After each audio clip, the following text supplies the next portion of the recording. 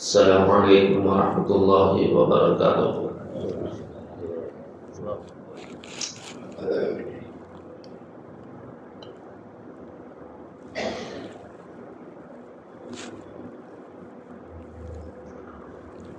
الحمد للہ رب العالمین والعاقبۃ للمتقین والصلاة والسلام علی اشرف الانبیاء والمرسلین محمد وعلى آلہ واصحابہ اجمعین وعلى من تبعهم بإحسان إلى يوم الدين، أما بعد۔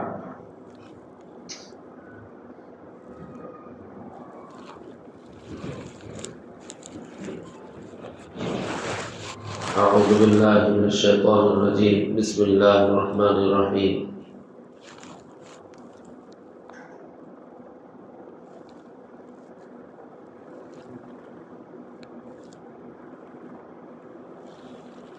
يا نساء النبي لستن كأحد من النساء إن اتقيتن فلا تخضعن بالقول فيطمع الذي في قلبه مرض وقلن قولا معروفا وقرن في بيوتكن ولا تبرجن تبرج الجاهلية الأولى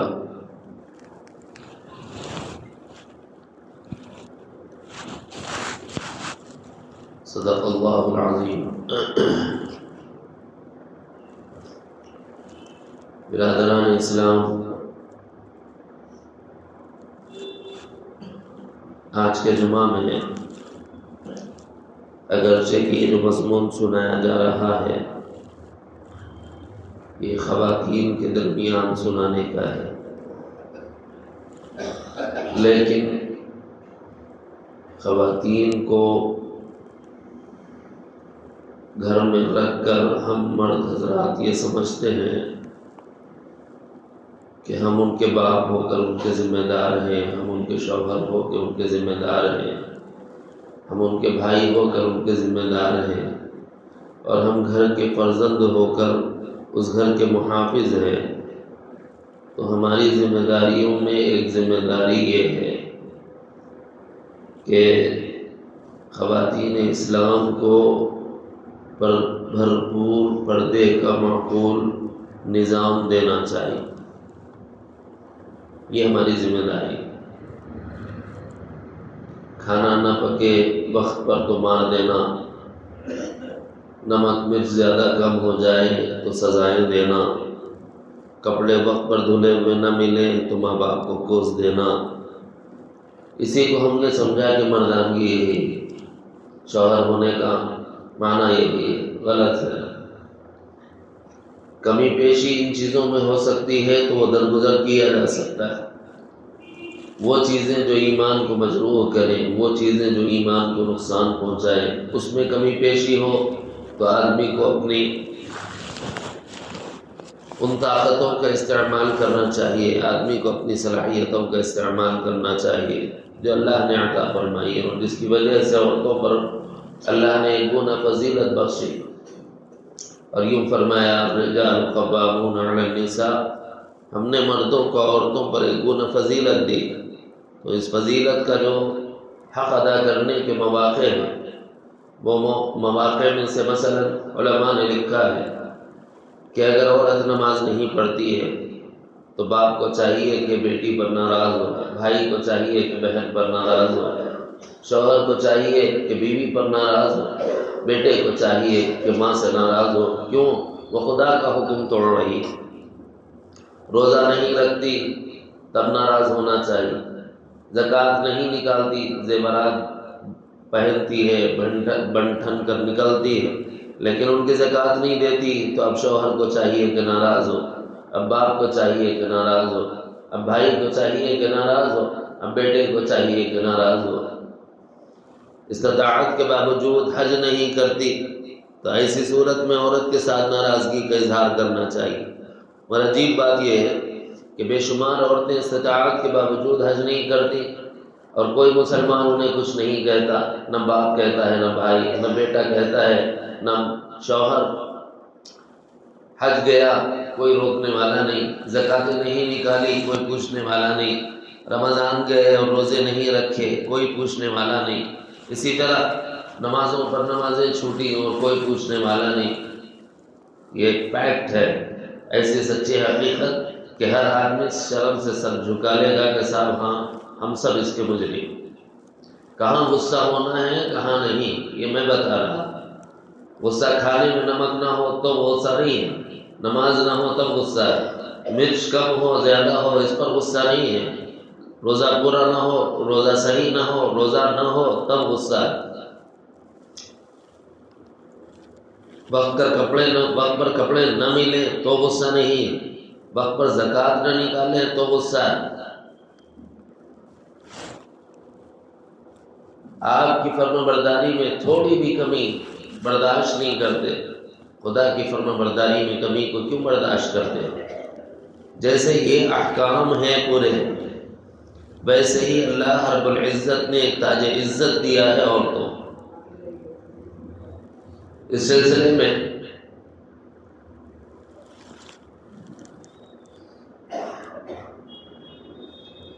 صاف صاف لفظوں میں سمجھنے کی کوشش کریں کہ پردہ عورتوں کو دیا کیوں گیا ہے۔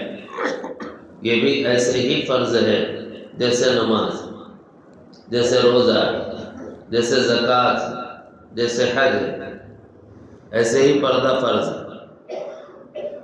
اب جب پردہ فرض ہے تو یہ کب ہوا اور کیوں ہوا اور اس کی وجہ کیا تھی اور کس وجہ سے نبی رحمت صلی اللہ علیہ وسلم نے اس معاملے کو امت کے درمیان رکھا، یہ تمام تر تفصیل ہے، اس کا یہ موقع نہیں ہے، لیکن کوشش کروں گا کہ منضبط انداز میں تھوڑی سی بات ہمارے گوش گزار ہو جائے اس جمعہ میں۔ آقا عالم جناب محمد الرسول اللہ صلی اللہ علیہ وسلم جب اسلامی تعلیمات لے کر آئے تو ابتدائی زمانہ وہ تھا، اس میں ابھی پردے کے احکام نہیں آئے تھے، احزاب کے مواقع سے یہ احکام آئے اور احزاب مدینہ منورہ میں ہوا ہے۔ اس وقت تک پردے کے شدید احکام نہیں، پہلے ترتیب دی خدا تعالیٰ نے، ترتیب یہ بتائی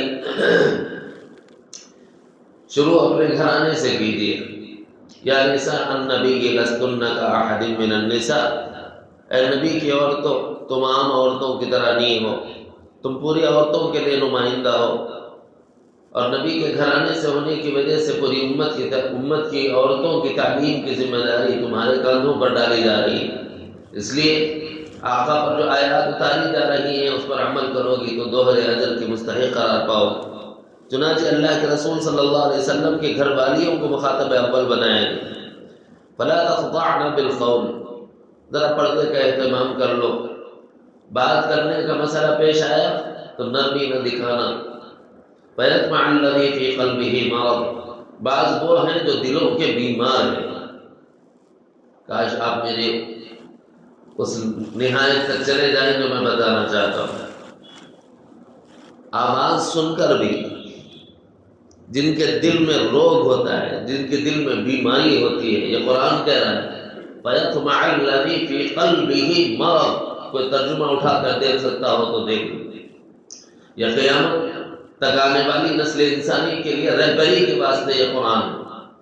اب اس کے اندر اس زمانے میں اگر یہ کہا جا رہا ہے کہ اے نبی کے گھر والیوں، اگر کبھی بات کرنے کی کا موقع پیش آ جائے، ضرورت پڑ جائے، ہو سکتا ہے ناممکن نہیں ہے، ایسے میں تمہاری بات میں نرمی نہ ہونا چاہیے، ملائمت نہ ہونا چاہیے کہ کہیں دل کا جو روگی ہے اس کی نیت خراب نہ ہو جائے۔ دوسرے مرحلے میں فرمایا وَقَرْنَ فِي بُيُوتِكُنَّ وَلَا تَبَرَّجْنَ تَبَرُّجَ الْجَاهِلِيَّةِ الْأُولَىٰ، پہلے تمہیں اجازت تھی کہ جہاں جانا چاہو جا سکتی ہو، آنا چاہو تو آ سکتی ہے، لیکن اسلام تمہیں محفوظ کرنا چاہتا ہے، جاہلیت کی طرح بے محابہ نکلنا چھوڑ دو اور اپنے گھروں کے اندر محصور ہو جاؤ، تاکہ کوئی ضرورت ہو تو نکلے، بلا ضرورت کوئی عورت باہر نہ نکلے۔ پھر اس کے بعد میں نبی رحمت سرکار مدینہ صلی اللہ علیہ وسلم کی خدمت میں ایمان والی عورتیں آئیں اور آ کر عرض کرنے لگی کہ یا رسول اللہ صلی اللہ علیہ وسلم، یہ مدینہ کی سرزمین ہے، اس سرزمین میں عورتوں اور مردوں نے اپنے اوقات رکھے، اور پھر عورتیں جب اندھیرا ہوتا ہے تو اس میں قضائے حاجت سے فارغ ہونے کے لیے جایا کرتی، اور جب لوٹتی ہیں تو تڑکا شروع ہو جاتا ہے، اور تڑکے میں کچھ لوگ ہیں فلاں فلاں فلاں ناموں کے ساتھ نبی رحمت صلی اللہ علیہ وسلم کی خدمت میں شکایت پیش کی کہ ہمیں چھیڑتے ہیں، چھیڑخانی کرتے ہیں۔ تو آقا علیہ السلام نے فرمایا بلا کر ان لوگوں سے، تم لوگ ایسی ایسی حرکت کرتے ہو، کیوں کرتے ہو؟ تمہارا دماغ خراب، ایک مسلمان عورت ہے اور تم ان مسلمان عورتوں کو چھیڑتے ہو۔ تو ان لوگوں نے کہا یا رسول اللہ، وہ منافق تھے، ہمیں نہیں پتا تھا کہ یہ آزاد عورت ہے، ہم نے سمجھا کوئی لونڈی ہوگی، ہم نے سمجھا کوئی باندی ہوگی۔ تو آقا علیہ السلام نے ان عورتوں سے بتایا کہ دیکھو ایسا کرنا کہ کل سے جب جاؤ، ہمارے زمانے کی طرح نہیں تھا بیڈ روم کے اندر طہارت خانہ، ہمارے زمانے کی طرح نہیں تھا گھر کے کسی کنارے میں ایک طہارت خانہ بنا دیا اور وہیں قضائے حاجت سے فارغ ہو جاتے تھے۔ پہلے کا دور جنہوں نے دیکھا ہے وہ جانتے ہیں کہ صبح تڑکے سے، اندھیری رات سے 4 ساڑھے 4 بجے کے وقت میں اٹھ کر عورتوں کو قضائے حاجت کے لیے کھیتوں میں جانا پڑتا تھا، اور جب قضائے حاجت سے فارغ ہو کر لوٹتی تھی تو مردوں کا وقت شروع ہوتا تھا۔ اب یہ قضائے حاجت کے لیے جاتے تھے، جاتے جاتے آنے والی عورتوں کو چھیڑتے تھے۔ یہ ان لوگوں کا آمنا سامنا ہوتا، گھروں میں نہیں تھے، اب بنے ہیں گھروں، ٹھیک ہے بہت اچھا ہے، لیکن واقعہ اس وقت پیش آیا تھا، احکام اس وقت آئے۔ نبی رحمت صلی اللہ علیہ وسلم نے ان عورتوں سے فرمایا کہ تم اپنے سروں پر دوپٹے ڈال لیا کرو، یدنین علیہن من جلابیبہن، تاکہ پہچانی جاؤ کہ تم آزاد عورت ہو، اور پہچانی جاؤ کہ تم عفت مآب عورت ہو، پہچانی جاؤ کہ تم اسلامی احکام کو فالو کرنے والی عورت ہو، پہچانی جاؤ کہ اگر کوئی تمہیں چھیڑے تو اس کو ہم چھوڑیں گے نہیں۔ یہ پہچان بنائی ایمان کی، یہ پہچان بنائی حیادار ایماندار کی، یہ پہچان بنائی حیادار کی، یہ پہچان بنائی عزت دار کی۔ کس نے بنائی؟ امام الانبیاء والمرسلین رحمت للعالمین شافع المذنبین سرکار مدینہ صلی اللہ علیہ وسلم۔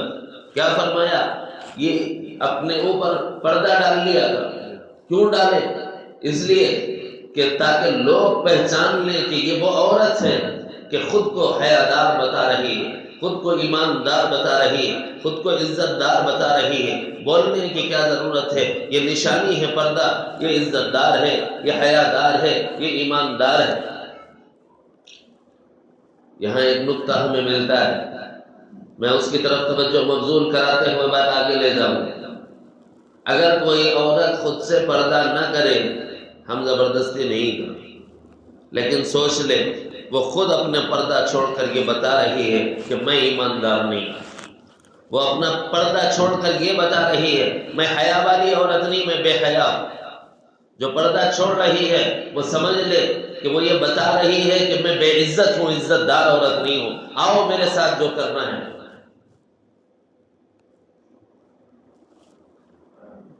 تھوڑی سی ظرافت سناؤں، خالص علمی بات کہیں آپ کو بور نہ کر دیں۔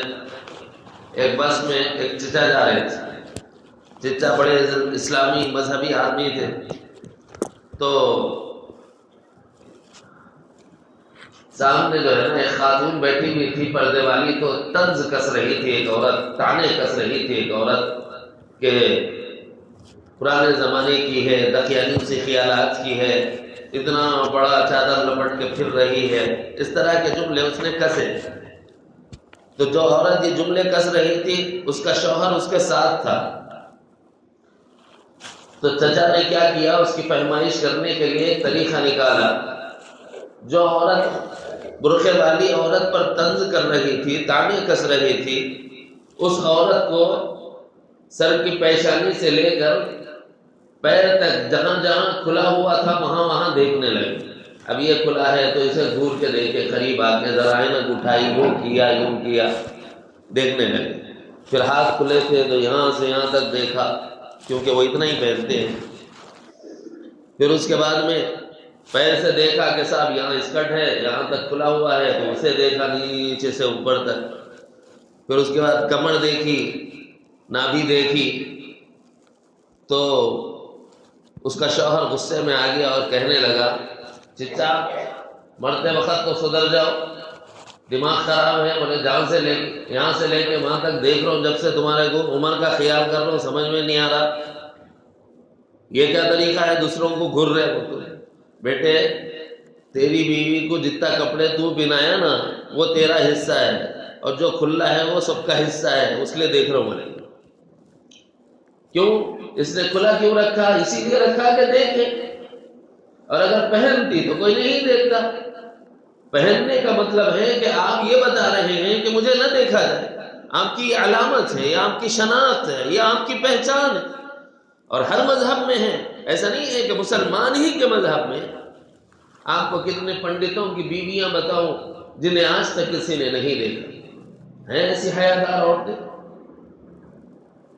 جن کو لوگ پوچھتے ہیں کیا وہ عورت پردہ نہیں کرتی تھی؟ خود اس کے دیور نے کبھی اس کو نہیں دیکھا، ان کی اپنی کتابوں میں لکھا ہوا ہے۔ پوچھا گیا کہ صاحب یہ جھمکا کس کا ہے؟ ان کی مذہبی کتابوں میں لکھا ہوا قصہ سنا رہا ہوں میں۔ جب ایک خاتون کا اغوا ہو گیا اور اس کی تلاش میں دیور نکلا، راستے میں ایک جھمکا چپل ملی تو کہہ دیا کہ جناب والا یہ بھابھی کی ہے، اور جب نچلا حصہ کپڑوں کا ملا تو کہہ دیا کہ صاحب یہ بھابھی کا ہے، اور جب جھمکا ملا تو کہنے لگے کہ صاحب اس کو میں نہیں جانتا کہ یہ کس کا ہے، حالانکہ یہ جھمکا اسی کا تھا۔ پوچھا گیا کیوں آپ نے دیکھا نہیں کبھی بھابھی کو پہنتے ہوئے؟ کہا ہم لوگ کبھی حیادار عورت کو دیکھتے نہیں، ان کے مذہبی کتابوں میں لکھا ہوا۔ میں نام نہیں لینا چاہ رہا ہوں، صرف نفس مضمون اور موضوع سنانا چاہ رہا ہوں، ورنہ کتابوں کے ساتھ وہ سارے قصے سنا دیتا، کہاں لکھا ہے، کس پیج میں لکھا ہے۔ اور بہت سی عورتیں ایسی ہیں جو آج بھی ہیں۔ میں نے دیکھا بہادر پورے پر ایک ٹائلز کی دکان تھی، سیرامک کی دکان جس کو کہا جاتا ہے۔ وہ لوگ اپنی عورتوں کو اتنا پردہ کراتے ہیں، اتنا پردہ کراتے ہیں کہ کسی کے سامنے نہیں نکال، اور اگر کبھی ضرورت پڑ بھی جاتی ہے تو وہ ایسے دوپٹہ اپنے سر پر چھوڑ کر باہر آتے ہیں۔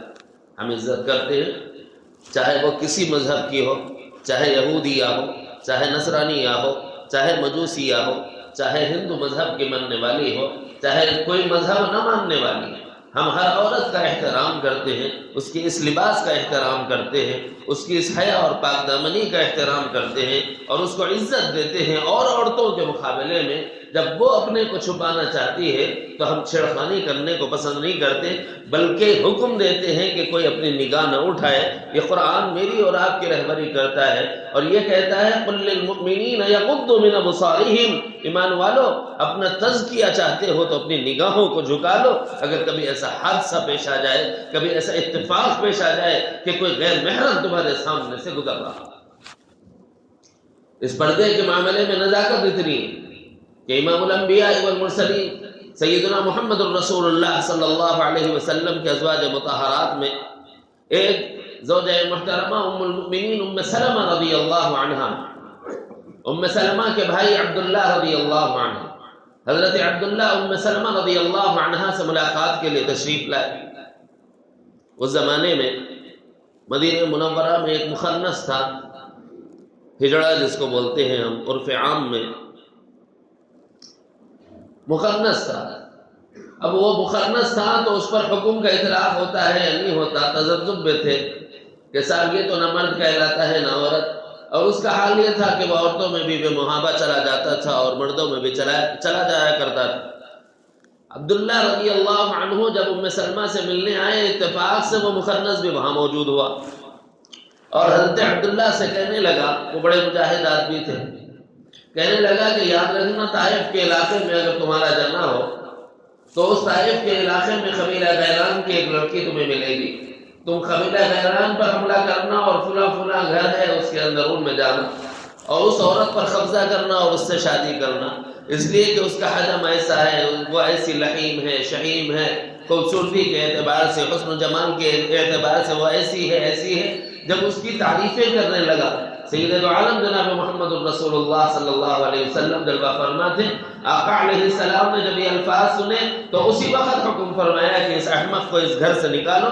پہلے گھر سے نکالا گیا، پھر مدینے سے نکالا گیا اور فرمایا گیا کہ کبھی اس کو کوئی اپنے گھر میں آنے کی اجازت نہ دے، نہ یہ مردوں سے ملاقات کرے نہ عورتوں سے ملاقات کرے۔ تعزیز وہ مدینے سے باہر جنگلوں میں رہتا تھا اور جب کبھی 8 دن ہو جاتے تھے مدینے کے کنارے میں آ جاتا تھا تو لوگ 8 دن کا کھانا اسے دے دیتے تھے، لوگوں سے خیرات لے لیتا، 8 دن کی جا کر کے جنگلوں میں پڑ جاتا اور کبھی مدینے میں وہ داخل نہیں ہوا۔ پوچھا گیا یا رسول اللہ صلی اللہ علیہ وسلم آپ نے کیوں اس کے ساتھ ایسا فرمایا؟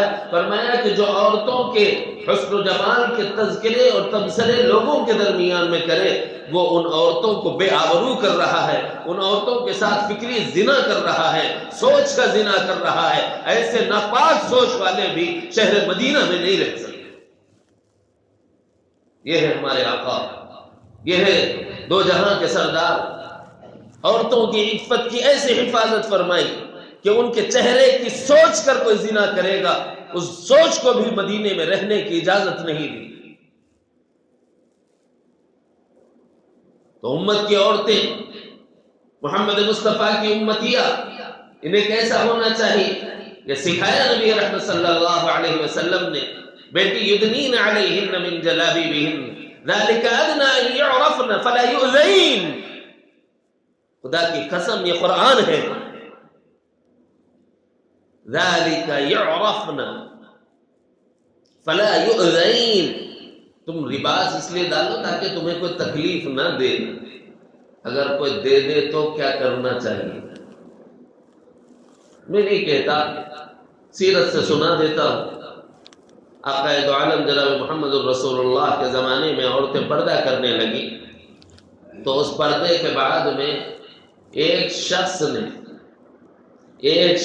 نے ایک پردہ دار خاتون کی عبایا کو کیل میں، کرانہ دکان گئی تھی ہمارے زمانے کے اعتبار سے، وہاں بقالہ کہا جاتا ہے، یہاں کرانہ دکان کہتے، کرانہ دکان کو خاتون گئی تھی تو اس عورت کے پردے کے ساتھ چھیڑخانی کرتے ہوئے اس نے عبایا کا کنارہ لیا اور کیل میں اٹکا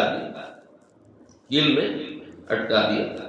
نبی رحمت صلی اللہ علیہ وسلم نے لشکر کشی فرمائی، صحابہ کے ساتھ اس قبیلے پر حملہ فرمایا اور بچلایا کہ جو عزت دار عورت کی بے احترامی کرتا ہے اس کو اس دنیا میں جینے کا کوئی حق نہیں۔ تعویلیں کرنے والے کر لو، مجھ پر فتوے لگانے والے شوق سے لگا لو، میں برملا کہتا ہوں، چاہے وہ یہودیہ کی بے احترامی کی جائے، چاہے نصرانیہ کی بے احترامی کی جائے، چاہے مجوسیہ کی بے احترامی کی جائے، کسی بھی مذہب کی ماننے والی میری بہن کے لیے کوئی بے احترامی ہو اس کی حیا تار کی جانے لگے، اس کے پردے پر ہاتھ اٹھے تو جو ہاتھ اٹھے وہ ہاتھ کاٹ دیا جائے، جو نگاہیں غلط اٹھے وہ نگاہیں پھوڑ دی جائے۔ اگر نہیں کرتے تو میں اور آپ اپنے ایمان کا محاسبہ کریں اور جائزہ لے کہ ہم ایمان والے ہیں۔ محمد مصطفیٰ نے پردہ دار خاتون کے پردے کا احترام ایسے کیا ہے، لڑنا پڑا ہے تو ایک جنگ ایسی لڑی ہے کہ میری بہن کی چادر کی حفاظت کے لیے صحابہ کی جانیں داؤ پر لگائی۔ ہم سمجھ رہے ہیں یہ چھوٹی سی بات، ارے ایک صاحب میرے کو میسج کرے، مول صاحب اتنا ٹائٹ نکو بولو، سی ایم ہے ہم نے، میری جوتے کی نوک پر ہے۔ وہ سی ایم ہوگا، اگر پی ایم بھی کرے گا تو اسی لہجے میں اسے جواب دیا جائے گا۔ یہ اسلامی مسئلہ نہیں، یہ ہر عورت کی عفت کا مسئلہ ہے۔ آج تمہارا ہاتھ ان کی چادر تک گیا ہے، ویسے بھی تم جن کو چنتے ہو وہ سارے ابدان نوچ دیتے ہیں، کتنی عفتیں تار ہوئی ہیں۔ اس حکمران کے پیچھے چلنے والے جو لوگ ہیں ان لوگوں نے کی ہیں اور ان کی گلپوشیاں کی گئی۔ بات سیاسی ہو جائے گی، میں نہیں جاتا، صرف اتنا کہتا ہوں۔ نمبر 1، آج کا سبق یہ ہے، اپنے گھر کی عفت کی حفاظت، عورتوں کی عصمت کی حفاظت کے لیے انہیں پردہ دار بنائیں۔ نمبر 2، جو پردہ کرتی ہے وہ اپنے کو ایماندار، حیادار، عزت دار بتلا رہی ہے۔